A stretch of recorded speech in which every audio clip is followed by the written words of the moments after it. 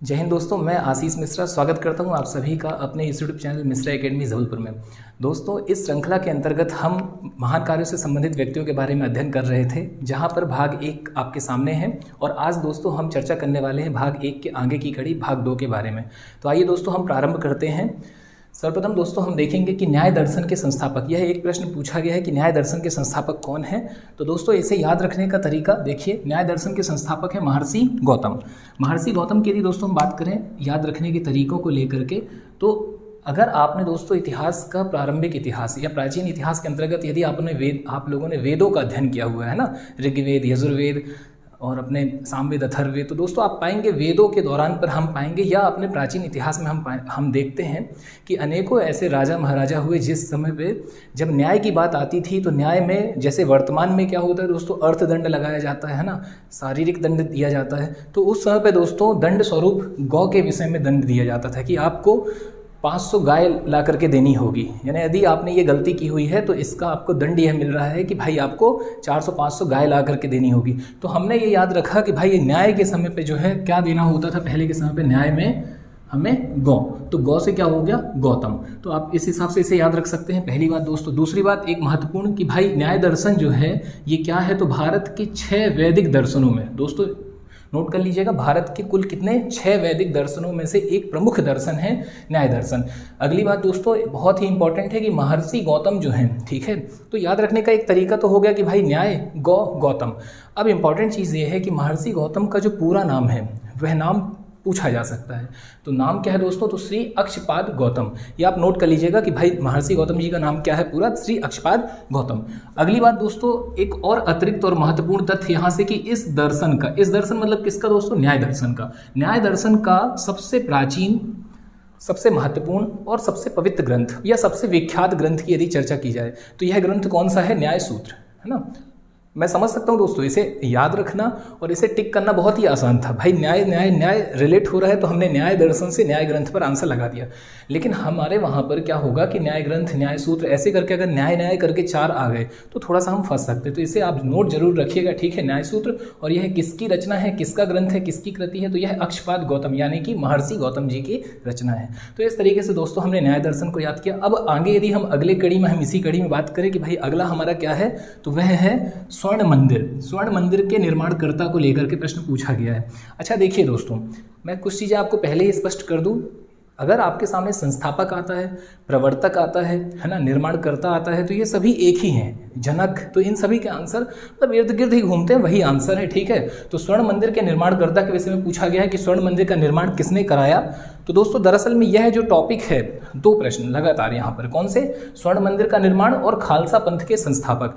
ये दोनों आपको इतिहास में जब हम सिख पढ़ेंगे, है ना, या पढ़ते हैं उस भाग को, तो वहाँ पर वो प्रॉपर तरीके से कवर हो जाता है कि बोले सिखों के जो गुरु हुए, तो पहले से लेकर के आप जब पूरे गुरुओं के बारे में डिटेल से पढ़ते हैं, जितने भी गुरु हैं, है ना, तो आपको सारी चीज़ों का पता चलते चला जाता है। तो वहाँ पर हम इनको डिटेल से कवर करेंगे। अभी फिलहाल तो हम देखते हैं कि भाई इनसे रिलेटेड 1-2 फैक्ट यदि कुछ और अतिरिक्त हैं तो उनको हम यहाँ पर संग्रहित करते हैं। तो भाई प्रश्न है स्वर्ण मंदिर का निर्माण किसने किया।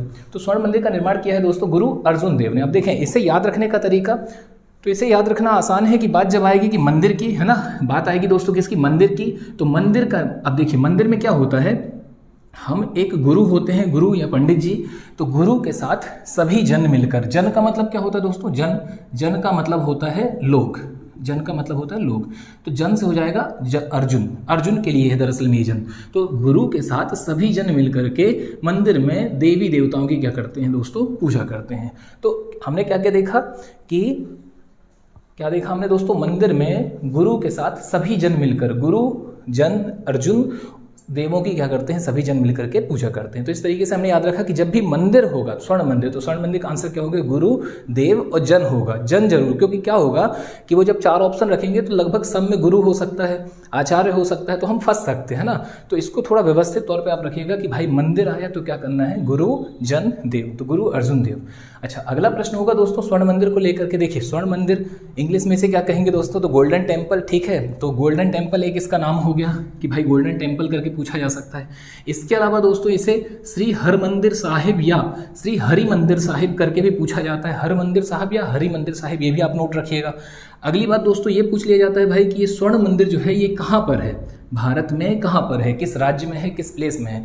तो आप नोट कर लीजिए, अमृतसर पंजाब, अमृतसर पंजाब या पंजाब के अमृतसर में है। अगली बात दोस्तों अर्जुन देव को लेकर के हो सकती है कि गुरु जो अर्जुन देव हैं ये इनके किस क्रम के गुरु हैं, ठीक है। तो दोस्तों नोट रखिएगा कि 5वें क्रम के गुरु हैं, 5वें नंबर के हैं। और अतिरिक्त जो डाटा होगा दोस्तों वो हम कवर करेंगे अपने इतिहास की श्रृंखला में। तो फिलहाल तो हमने 2 अभी तक देखे कि न्याय दर्शन के संस्थापक कौन है, महर्षि गौतम, और स्वर्ण मंदिर का निर्माण किसने कराया, तो गुरु अर्जुन देव। तो गुरु के साथ जो है सभी जन इकट्ठे होकर के मंदिर में देवी देवताओं की पूजा करते हैं, तो ये हमें याद हो गया।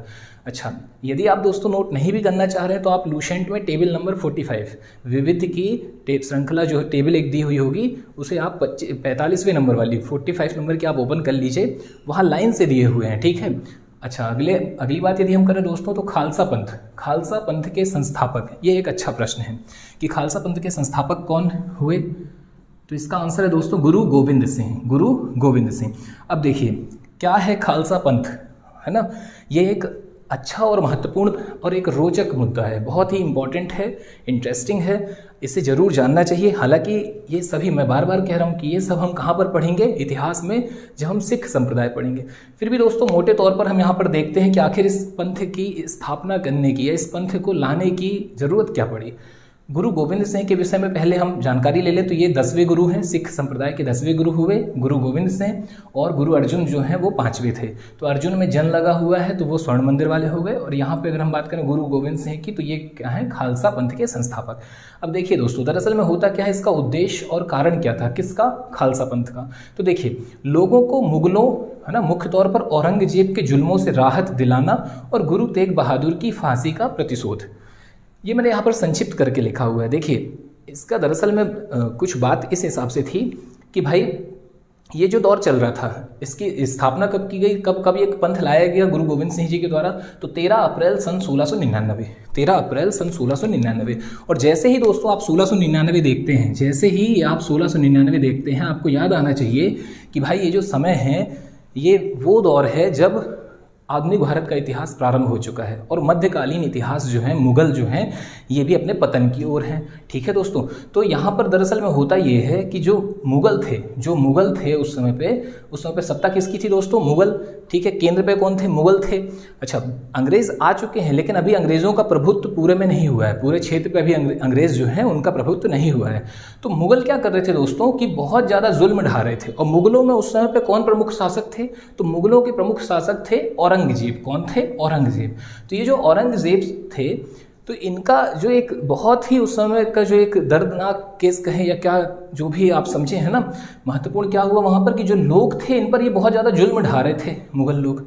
अच्छा, इस समय पे एक, अब इसे क्या कहें, है ना, अनहोनी भी कह सकते हैं, जो भी है, हुआ ये कि गुरु तेग बहादुर, जैसे ही आप गुरु देखते हैं आपका स्पष्ट हो जाएगा कि ये कौन है, सिख संप्रदाय से हैं, है ना, गुरु तेग बहादुर, और 9वें नंबर के हैं दोस्तों। किस क्रम के हैं, 9वें नंबर के। तो गुरु तेग बहादुर जो हैं दरअसल में गुरु गोविंद सिंह के पिता थे। गुरु गोविंद सिंह जो हैं वो पुत्र हैं गुरु तेग बहादुर के। तो औरंगजेब ने दोस्तों क्या किया कि इतना ज़्यादा जुल्म जो है कर रहे थे वो कि गुरु तेग बहादुर साहब को दिल्ली के चांदनी चौक में उन्होंने क्या किया, फांसी पर लटका दिया। और अब होता क्या है भाई, एक पुत्र, एक तो पिता की फांसी का प्रतिशोध की भावना मन में है ही, बिल्कुल किसी की भी बात हो, है ना। तो गुरु गोविंद सिंह के मन में एक तो ये है कि भाई पिताजी को फांसी पर चढ़ाए थे, दूसरी बात लोग जो हैं उन पर जुल्म ढाया जा रहा है। तो ये सारे कारण थे तत्कालीन समय के कि मजबूरन उन्होंने 13 अप्रैल 1699 को एक पंथ या एक ऐसी कौम या एक ऐसे संप्रदाय को लेकर के वो आए जिसे क्या कहा गया, खालसा पंथ, ठीक है। और खालसा पंथ का क्या काम था, फिर वहाँ पर खालसा पंथ ने क्या काम किया, तो लोगों को मुगलों से मुक्ति दिलाने का काम किया। तो उत्तर भारत की यदि हम बात करें दोस्तों तो उत्तर भारत में खालसा पंथ, और दक्षिण की यदि हम बात करें तो दक्षिण में उसी समय पे, तत्कालीन समय पे मराठा। इसे हम दोस्तों देखेंगे आधुनिक भारत के इतिहास में देखेंगे, यह इतिहास वाली सेक्शन में देखेंगे, वहाँ देखेंगे हम, है ना। फिलहाल तो हम आगे बढ़ते हैं इसी प्रश्न के साथ कि भाई खालसा पंथ के संस्थापक कौन है, गुरु गोविंद सिंह, जो कि किस क्रम के हैं, 10वें नंबर के हैं। अगला प्रश्न दोस्तों बहुत ही इंपॉर्टेंट है, लीग ऑफ नेशंस जो है इसके संस्थापक कौन है, लीग ऑफ नेशंस, ठीक है। तो दोस्तों इसका आंसर है वुडरो विल्सन। अब देखिए ऐसे डायरेक्ट तो हमें याद हो नहीं जाएगा, हम पहले ये समझ लें कि दरअसल में ये लीग ऑफ नेशंस है क्या। तो लीग ऑफ नेशंस दोस्तों, इसे यदि हम हिंदी में देखें तो हिंदी में इसे कहते हैं राष्ट्र संघ। राष्ट्र संघ। और आपने संयुक्त राष्ट्र संघ पढ़ा ही होगा निश्चित तौर पे। अच्छा, संयुक्त राष्ट्र संघ की यदि हम बात करें दोस्तों कि संयुक्त राष्ट्र संघ की स्थापना कब हुई, तो हम इसके विषय में देखेंगे अभी, है ना। वास्तव में दोस्तों संयुक्त राष्ट्र संघ की स्थापना होती है द्वितीय विश्व युद्ध के बाद, ठीक है। वह भी एक क्या है, एक अंतर्राष्ट्रीय संस्था है, ठीक है।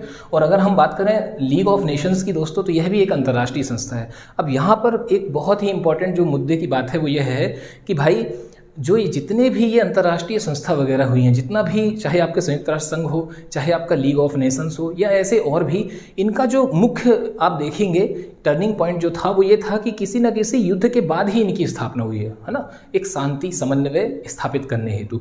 तो यदि हम बात करें लीग ऑफ नेशंस की दोस्तों, राष्ट्र संघ की, तो प्रथम विश्व युद्ध के पश्चात, फर्स्ट वर्ल्ड वॉर कब हुआ था, आप ये सब नोट रखिएगा, बहुत ही इंपॉर्टेंट है ना। दोनों की तिथियां इंपॉर्टेंट हैं। 1914 से 18 के दौरान हुआ था, और दूसरा जो है 1939 से लेकर के 1945, 44-45, ठीक है। तो उसी समय पे उसके बाद में संयुक्त राष्ट्र संघ की स्थापना हो जाती है। अब देखिए, आप इसे नोट कर लीजिएगा, बहुत इंपॉर्टेंट है कि भाई प्रथम विश्व युद्ध के बाद, ठीक है, प्रथम विश्व युद्ध के दौरान ही, अब होता क्या है कि जैसे अभी अगर हम हाल की ही बात करें, यूक्रेन और रूस का विवाद चल रहा है। अब इसमें दरअसल में होता यह है कि भाई बहुत सारी जनमानस की हानि होती है, सेना भी बेवजह, है ना, आग में झुलस रही है और कुछ नहीं। जैसे सैनिकों को पता ही नहीं है कि भाई हमें क्यों भेजा गया वहाँ पर, और सडनली बोला जाता है कि आपको वहाँ पर आक्रमण करना है। अगर ऐसी स्थितियाँ, तो समस्या तो है। तो वैसे ही एक लंबे समय तक जब युद्ध चलते हैं, और कैसे युद्ध चलते हैं, अंतर्राष्ट्रीय स्तर के, क्षेत्रीय युद्ध नहीं दोस्तों, यह कैसे युद्ध है, अंतर्राष्ट्रीय स्तर के। यहाँ पर बहुत सारे देश आपस में भिड़े हुए हैं, दो पक्ष में बट चुके हैं देश, है ना, सारे देश, सारा विश्व। तो ऐसी स्थिति में समन्वय और शांति हेतु कुछ जो है संगठन बनाए गए, और उसमें से एक नाम आया कौन सा, लीग ऑफ नेशंस। तो ये याद रखिएगा कि प्रथम विश्व युद्ध के पश्चात जो है इसकी स्थापना की गई। अच्छा, स्थापना किसने की, संस्थापक कौन रहे, तो वुडरो विल्सन। वुडरो विल्सन, देखिए याद रखने का तरीका आसान है। लोग डर गए थे, लोग इतने ज़्यादा डर गए थे प्रथम विश्व युद्ध से, डर, ठीक है, इतना ज़्यादा डर था, लोगों में डर बैठ गया था। तो वुडरो, अच्छा डर क्यों बैठा था, क्योंकि सन मतलब कौन, पुत्र, ना केवल सन बल्कि जो डॉटर हैं वो भी, यानी पुत्र और पुत्रियां, सभी लोग जो है सब पूरा चारों तरफ एकदम रक्तांचल है, चारों तरफ रक्त ही रक्त बह रहा है, ऐसी स्थितियां, तो लोग डरे हुए थे। तो वुडरो विल्सन, ठीक है, लीग ऑफ नेशंस के कौन हो गए, वुडरो विल्सन। ये हमने एक याद रखने का तरीका निकाला। अच्छा, आगे बढ़ते हैं हम, बहुत इंपॉर्टेंट चीज़ कि भाई इसकी स्थापना कब की गई, तो देखिए 1920 में, 10 जून 1920 में, प्रथम विश्व युद्ध के बाद। अच्छा, हेड ऑफिस कहाँ पर है, मुख्यालय कहाँ पर है, तो वह है जेनेवा, स्विट्जरलैंड में। तो दोस्तों ये आपके कुछ महत्वपूर्ण क्वेश्चंस हुए। इसके बाद मैंने अभी चर्चा की है कि युद्ध के बाद, अच्छा युद्ध के बाद जो है क्या होता है कि कोई ना कोई एक अंतर्राष्ट्रीय संस्था का आपको गठन मिलेगा। तो बात की जाए दोस्तों, यदि नेपोलियन का जो युद्ध हुआ, उसके बाद कौन सा संघ स्थापित हुआ, तो वह था पवित्र संघ। इसके बाद दोस्तों प्रथम विश्व युद्ध के बाद कौन सा हुआ, तो वह था राष्ट्र संघ। और आप देखेंगे second world war, WW world war, है ना। तो इसके बाद दोस्तों होता है संयुक्त राष्ट्र संघ का गठन या उसकी स्थापना की जाती है। तो ये तीनों महत्वपूर्ण फैक्ट थे, इन्हें आप नोट रखिएगा। इसके बाद हम बात करते हैं दोस्तों अरेविले या अरविंदो आश्रम की, ठीक है, अरविंदो आश्रम दोस्तों कहाँ पर है, पुडुचेरी, पांडिचेरी में है ये अरविंदो आश्रम। अच्छा, इसके विषय में आप देखें, महत्वपूर्ण जो प्रश्न है अरविंदो आश्रम के विषय में, तो अरविंदो आश्रम की यदि दोस्तों बात करें हम, तो अरविंदो आश्रम कहाँ पर है, अरविंदो आश्रम है पुडुचेरी या पांडिचेरी में, ठीक है। और पांडिचेरी में किसके द्वारा स्थापित किया गया, संस्थापक कौन थे, तो श्री अरविंद घोष इसके कौन है दोस्तों, संस्थापक हैं। फिर यदि हम बात करें इसके कुछ महत्वपूर्ण प्रश्न, तो देखिए सबसे इंपॉर्टेंट जो है दोस्तों वो यह है कि यूनेस्को द्वारा ये विश्व का प्रथम अंतर्राष्ट्रीय नगर घोषित किया गया है। यूनेस्को के द्वारा विश्व का इसे प्रथम अंतर्राष्ट्रीय नगर घोषित किया गया है। यह एक बहुत ही इंपॉर्टेंट फैक्ट है, इसे आप नोट कर लीजिएगा, है ना। और अरविंदो आश्रम कहाँ पर है, तो पुडुचेरी में है, और संस्थापक कौन है, श्री अरविंद घोष। देखिए दोस्तों 24 नवंबर 1926 का वह दिन है जब श्री अरविंद घोष, जो कि थे कहाँ के, मूलतः कलकत्ता के थे। ये कहाँ के थे अरविंद घोष दोस्तों, तो कलकत्ता के थे। तो 24 नवंबर 1926 को इन्होंने स्थापना की, किसकी, अरविंदो आश्रम की। और इसके बाद उसी वर्ष दिसंबर माह में, यानी लगभग एक माह में, अपने सहकर्मी, इनकी एक सहकर्मी थी मीरा, ये नाम बहुत इंपॉर्टेंट है, मीरा मीरा अल्फेशा को इन्होंने जो है जिम्मेदारी सौंपी कि भाई अब इस आश्रम की जिम्मेदारी आपके हाथ में है, और उसके बाद उन्होंने कहा कि मैं ये जिम्मेदारी आपको सौंपता हूँ क्योंकि मैं जनता से दूर होना चाहता हूँ, ठीक है। और साथ ही वो क्या हो गए, जनता से दूर हो गए। तो देखिए यहाँ पर इंपॉर्टेंट ये है कि अब इसके बाद कौन संभाल रहा है इसे, तो मीरा अल्फेशा। अच्छा, मीरा अल्फेशा जो है कुछ पुस्तकों में ऐसा मिलता है और कुछ आयोगों ने सही भी किया हुआ है कि बोले श्री अरविंदो आश्रम की स्थापना किसने की, तो मीरा अल्फेशा। तो आप दोनों फैक्टों को अपने दिमाग में रखिएगा। यदि ऑप्शन में अरविंद घोष हैं तो आंसर अरविंद घोष ही होंगे, लेकिन यदि वो नहीं है तो फिर आंसर क्या हो सकता है, मीरा अल्फेशा। मीरा अल्फेशा का एक उपनाम द मदर के नाम से जानी गई, ये भी एक बहुत ही इंपॉर्टेंट क्वेश्चन है। अब इसके बाद दोस्तों हम चलते हैं बहुत ही इंपॉर्टेंट अपने एक इंपॉर्टेंट निर्मल हृदय की ओर। निर्मल हृदय के विषय में प्रश्न पूछा जाता है कि निर्मल हृदय के संस्थापक कौन, तो निर्मल हृदय की संस्थापक है मदर टेरेसा। बहुत ही इंपॉर्टेंट नाम दोस्तों, मदर टेरेसा, है ना। देखें, याद रखने का तरीका बहुत ही आसान है। निर्मल हृदय निर्मल किसका होता है दोस्तों, माँ का, ठीक है। माँ का हृदय क्या होता है, निर्मल होता है। तो हमने कहा निर्मल हृदय, माँ मतलब कौन, मदर टेरेसा, ये आप नोट रखिएगा। इसके बाद बात यह आती है दोस्तों कि हम ये जानें कि आखिर मदर टेरेसा से जुड़े हुए अगर कुछ और तथ्य हैं तो उन्हें भी हम देखें, और साथ ही साथ में यदि निर्मल हृदय से रिलेटेड कुछ बातें हैं कि दरअसल में यह निर्मल हृदय है क्या। तो देखें दोस्तों, निर्मल हृदय जो है, एक प्रश्न तो यही बनेगा कि ये निर्मल हृदय है कहाँ पर और है क्या। तो ये है कालीघाट में, कालीघाट कोलकाता कहाँ पर है दोस्तों, तो पश्चिम बंगाल, ठीक है। आप नोट कर लीजिएगा, बंगाल, पश्चिम बंगाल में है ये। तो पश्चिम बंगाल में एक नदी है हुगली नदी की सहायक नदी है आदि गंगा, उसी के तट पर है दोस्तों कालीघाट कहाँ पर है, तो कोलकाता में हुगली नदी के तट पर, या हुगली नदी की एक सहायक नदी है, छोटी सी नदी है आदि गंगा, उसी के तट पर। अच्छा, वहाँ पर दोस्तों था क्या, देवी काली को समर्पित एक मंदिर था जिसे कहा जाता था कालीघाट काली मंदिर, कालीघाट का काली मंदिर। आगे चल करके दोस्तों यह जो एक मंदिर था, हिंदू मंदिर, यह परित्यक्त हो गया। परित्यक्त का मतलब क्या होता है, त्यागा हुआ, यानी उसे, भाई क्या होता है कि एक समय के बाद जब वहाँ से नदी जो है सूख गई तो फिर उस मंदिर को, उस मूर्ति को दूसरी जगह पर शिफ्ट कर दिया गया और अब वह मंदिर परित्यक्त मंदिर हो गया। अब होता क्या है इसके आगे दोस्तों, तो मदर टेरेसा जो थी उन्होंने देखा कि कालीघाट के तट पर, कहाँ पर दोस्तों, कालीघाट जो है वहाँ के तट पर बहुत सारे बेसहारा गरीब बीमार लोग, ये सब वहाँ पर इकट्ठे रहते थे, है ना। अब ऑब्वियस सी बात है, खुले में आप देखेंगे, है ना, हमारे भी निकटवर्ती जो भी ऐसे प्लेसेस होते हैं हमें देखने मिल जाता है कि भाई बेसहारा लोग हैं, गरीब लोग हैं, बीमार लोग हैं। तो मदर टेरेसा ने इनके लिए कुछ करना चाहा, तो अंततः उन्होंने क्या काम किया, उन्होंने गवर्नमेंट से बात की, है ना, तत्कालीन समय पर बंगाल गवर्नमेंट से बात की, भारत सरकार के कुछ अधिकारियों से बात की, और उसके बाद उस परित्यक्त मंदिर को जो है एक धर्मशाला में बदलना चाहा, और उन्होंने उसका नाम रखा दोस्तों, सबसे पहले उसका नाम था शुद्ध हृदय का घर, जो क्या कहलाया, निर्मल हृदय। अच्छा दोस्तों, इसके पहले भी उसका क्या नाम था, तो इसके पहले उसका नाम था Kalighat the home of the pure heart, और उसके पहले क्या नाम था दोस्तों, तो उसके पहले उसे मृत्यु के लिए कालीघाट घर कहा गया। देखिए दरअसल में हुआ कुछ यूं कि अब वहाँ पर लोग तो इकट्ठे हो ही रहे थे, अब कोई बेसहारा है, बीमार है, अब अगर ऐसे लोग वहाँ पर हैं तो मृत्यु तो स्वाभाविक सी बात है। तो मदर टेरेसा ने ये कहा कि हम एक काम करेंगे, हमें इससे मतलब नहीं है कि आप किस धर्म से हैं, आप ईसाई हैं, आप क्रिश्चियन हैं, आप हिंदू हैं, मुस्लिम हैं, ये मैटर नहीं कर रहा है। उन्होंने ये कहा कि हम ऐसे लोगों की सहायता करेंगे, हम ऐसे लोगों को लेकर के आएंगे, कहाँ, निर्मल हृदय में। निर्मल हृदय क्या है, तो एक धर्मशाला है कहीं ना कहीं, है ना, और हम वहाँ पर इन्हें लेकर के आएंगे। साथ ही साथ में हम क्या करेंगे, तो यहाँ पर हम इनकी देखभाल करेंगे, इन्हें भोजन पानी सारी चीज़ की हम व्यवस्थाएं करेंगे। अच्छा, अब इसमें भारत सरकार का भी सहयोग मिला, आगे चल करके मिशनरीज इनका भी इन्हें सहयोग मिलना प्रारंभ हुआ, और ये देखते ही देखते यह जो इनके द्वारा स्थापित निर्मल हृदय था, यहाँ पर बहुत सारे लोग जो हैं ठीक भी होने लगे और बढ़िया तरीके से जो है इनकी ज़िंदगी भी चलने लगी। अच्छा, अब चूंकि कुछ बुजुर्ग हैं, ठीक है, तो देखें जैसे अब ये मदर टेरेसा ने क्या वहाँ पर वो नियम बनाया हुआ था कि अगर वह हिंदू है तो उसका जो अंतिम संस्कार होगा वह हिंदू रीति रिवाजों से होगा, अगर वह मुस्लिम है तो मुस्लिम रीति रिवाजों से होगा, अगर वह ईसाई है तो ईसाई रीति रिवाजों से होगा। तो कुछ इस हिसाब से मदर टेरेसा ने इस निर्मल हृदय को जो है वहाँ पर एक परित्यक्त मंदिर में खड़ा किया हुआ था कि भाई एक परित्यक्त मंदिर को जो है कुछ इस हिसाब से एक धर्मशाला में परिवर्तित किया कि वहां पर गरीब बेसहारा और बीमार लोगों के लिए जो है सभी प्रकार के एक सुविधा उपलब्ध हो पाई।